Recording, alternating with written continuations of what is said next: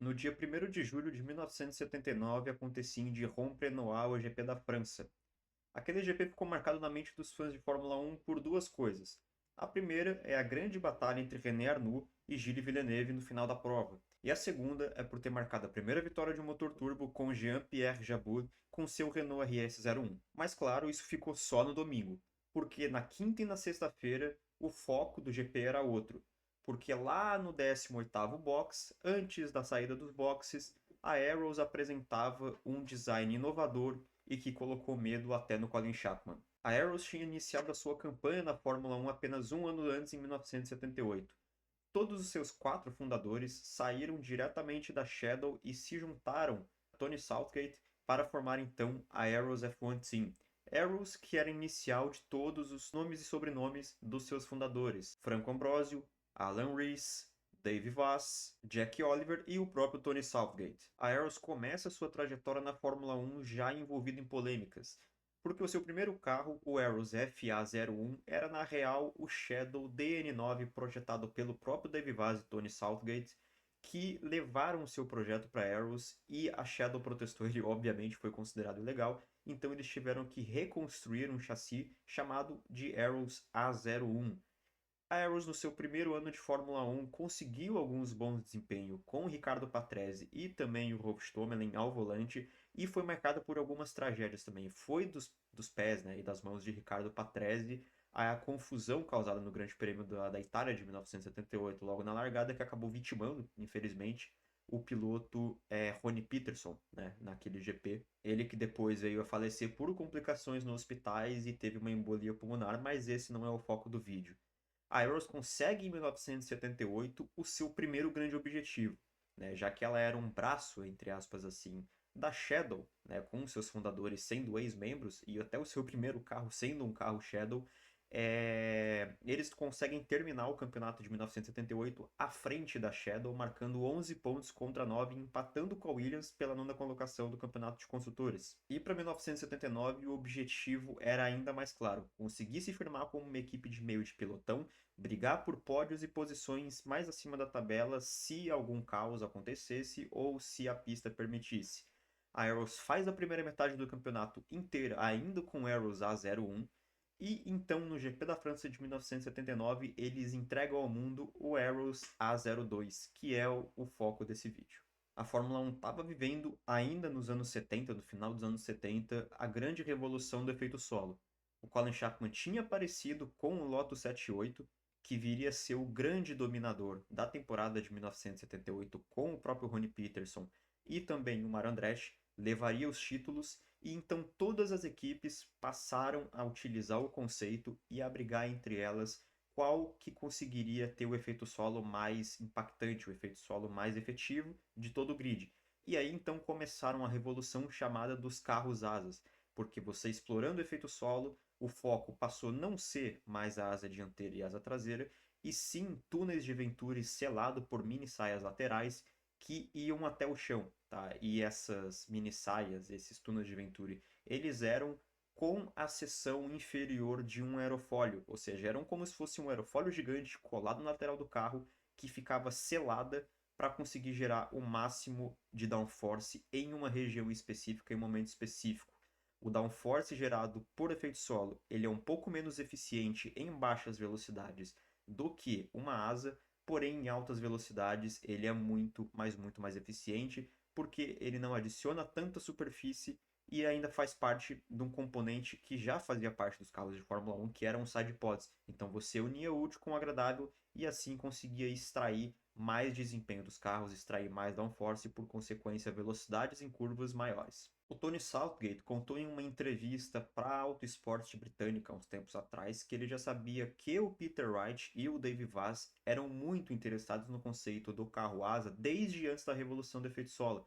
Os dois haviam trabalhado juntos já na BRM e também um tempo atrás na Honda, que levou a uma vitória do John Surtees e também do Rich Ginter, que esse conceito poderia ser o futuro. E quando eles saem da Shadow e vão para Arrows, eles ganharam carta branca para conseguir explorar o conceito ao máximo. Então, tanto o Dave Vaz quanto o Tony Southgate foram para as pranchetas, desenharam o carro, colocaram ele no túnel de vento, né, o primeiro conceito do carro, que não possuía asa dianteira nem asa traseira, apenas as asas laterais em um conjunto bastante agressivo. Eles levaram o carro para o túnel de vento, que ficava no Imperial College britânico, e eles perceberam que o conjunto que eles tinham levado para o túnel de vento estava gerando uma força de downforce ali, né, de 1.500 libra-força, convertendo mais ou menos em kilonewtons, que é o padrão utilizado hoje, dali por volta dos seus 6.700 newtons. Em termos de comparação, hoje uns carros de Fórmula 1 costumam gerar ali por volta das 7.500. Então, era sim um conceito muito avançado e muito bem desenvolvido para a época. Porém, começaram algumas limitações. Outra coisa que se sabia para a época também era que os carros não efeito solo, ou seja, os non-aeropacks, que eles acabavam chamando, né, por serem os conjuntos de menor downforce, apesar de terem asa dianteira e traseira, geravam por volta de 700 libras. Então a gente está falando de um carro aí que está gerando praticamente o dobro. E o Lotus, o conceito do Lotus 78 gerava em torno de 1.100 e 1.200 libras. Então eles não pensaram duas vezes quando eles viram o potencial que o projeto tinha. O Tony Southgate olhou para o Dave Vass, olhou para o Peter Wright, os três se olharam e falaram: vamos fazer.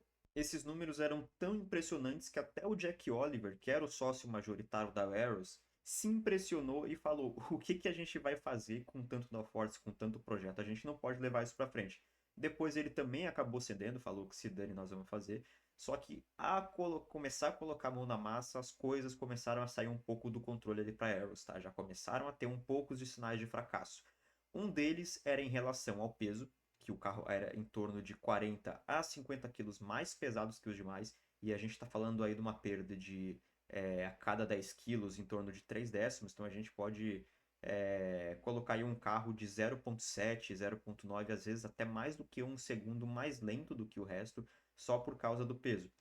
E o segundo problema do carro era em relação ao centro de massa. Então, os engenheiros querem que o centro de massa seja o mais baixo possível para que o carro seja mais responsivo, ele seja mais arisco, mas ainda assim muito ágil. O piloto gosta de carro ágil e quanto mais ágil, menos esforço você vai precisar fazer para virar o carro.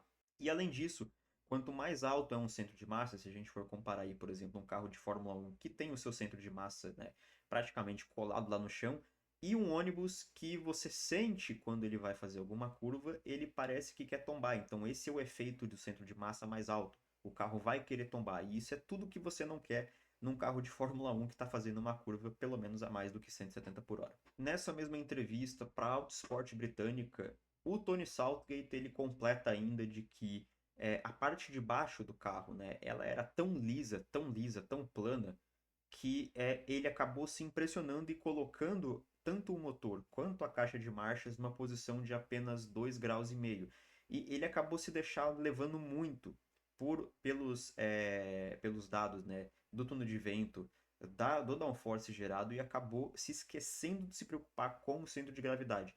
Então ele mesmo admitiu que colocando esse ângulo de inclinação, né, e praticamente transformando a parte de baixo inteira do carro num grande túnel de Venturi, inclusive a saída dos difusores eram tão grandes que ali o diferencial de pressão sugava tudo quase tanto quanto o Fancar da Brabham, tá? E depois ele completa dizendo que o centro de gravidade, o CG do carro, o CG pode ser entendido também como centro de massa, já que o carro é o corpo que envolve, né, o centro de gravidade, ficou alguns centímetros, muitos, inclusive a mais do que ele gostaria para cima. E isso comprometia totalmente o desempenho do carro. Como é que eles tentaram corrigir esse problema do centro de massa para cima? Porque se o carro vai para cima, ele quer tombar e ele fica mais arisco, mas não no sentido positivo, porque ele fica arisco ao mesmo tempo que ele não é responsivo, ou seja, o carro fica muito imprevisível. Então, para corrigir isso, eles colocaram barras anti-rolagem mais rígidas atrás. E isso fazia com que o carro perdesse um pouco a tendência de conseguir rotacionar nas curvas. Então, para isso, tanto o Ricardo Patrese quanto o piloto que era Jochen Maser, uma das grandes apostas da Aeros para aquele tempo, para aquele ano específico, na real, pediram para que, não, beleza, se vocês estão deixando a traseira mais rígida, pelo menos deixem a suspensão dianteira um pouco mais leve, porque assim a gente vai conseguir ter aquele ajuste fino e conseguir guiar com mais precisão, que assim a gente vai conseguir apontar o carro muito mais fácil do que a gente consegue atualmente. Só que essa decisão acabou tomando um problema que não começou em 2022, ó, vocês fãs de Fórmula 1 que acham que porpoising é problema novo. Isso já acontecia na época dos efeitos solo. O porpoising, ele é uma consequência do efeito solo. Porque quando o Tony Southgate concorda e deixa a suspensão do Arrows A2 mais suave na frente, o carro começa a perder estabilidade, começa a ganhar ângulo de pitch e também ângulo de dive, e por consequência ele começa a ter porpoise na saída das curvas e nas entradas de curva rápida, o que fazia com que tanto o Jochen Mass quanto o próprio Ricardo Patrese tivessem que diminuir muito a velocidade, e isso comprometia ainda mais o desempenho do carro, que já era em torno de 7 décimos a 9 décimos mais lento que os demais. Então eles chegam para o GP da França mostrando esse novo design para todo mundo. Que o design, claro, foi uma falha logo de início, porque ele não faz nada mais, nada menos do que um 22º lugar. Enquanto o Ricardo Patrese consegue ficar um pouco mais na frente, mas não muito. Ele fica apenas em 19º e colocava pelo menos um carro na frente das Shadows de Hélio De Angelis e também do Ian Lammers. Tanto o Patrese quanto o Mas, eles conseguem completar o GP da França. Só que o Patrese termina 3 voltas atrás e o Jochen Mass termina 5 voltas atrás, marcando um começo um tanto quanto peculiar para um carro que se esperava muito, mesmo sabendo as suas limitações. Ele assustou até o Colin Chapman e no final tomou 5 voltas do líder Jabur.